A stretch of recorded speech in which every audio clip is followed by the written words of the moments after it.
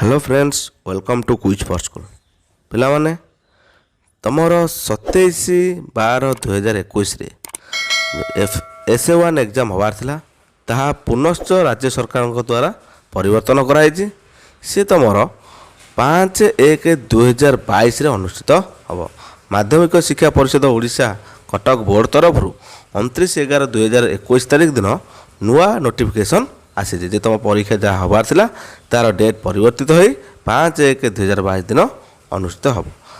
ताले प्रथम तुम हम के 5/1/2022 सेमती दुईटा सिटिंग हम प्रथम सिटिंग तुम कौन रहा माने प्रथम सिटिंग तुम रोडिया एफएलओ फास्ट लैंग्वेज ओडिया तुम कौन फास्ट सिटिंग 5/1/2021 सेमती सेमती सेकेंड सिटिंग सेकेंड सिटिंग पे तुम रौन गणित MTH मैथमेटिक्स ओके तापर कौन परीक्षा हम ना 6/1/2022 दिन परीक्षा हम से परीक्षा सेमती फास्ट सिटिंग तुम कौन पिला दब ना SSC सामाजिक विज्ञान बा सोशल साइंस तुम फास्ट सिटिंग परीक्षा दब सेकेंड सिटिंग परीक्षा दब कौन ना SLA इंग्राजी दब सेकेंड सिटिंग कौ तारीख ना 6/1/2022 दिन तापर सेमती नेक्स्ट परीक्षा तुम कौ तारीख रोचे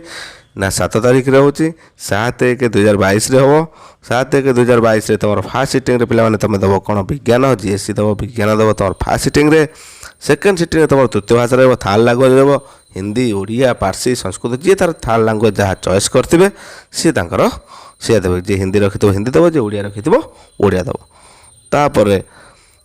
नेक्स्ट परीक्षा हम 8/1/2022 दिन फास्ट सिटिंग से 10टा ରୁ 11ଟା भितर हम TLV प्राक्टिकल से दिन कर TLV थ्योरी अच्छी मूक बधिर परीक्षार्थी अच्छी IT अच्छी RT अच्छी TH अच्छी AG MS PL यही सब गुड़िक केवल भोकेशनल परीक्षार्थी उद्दिष्ट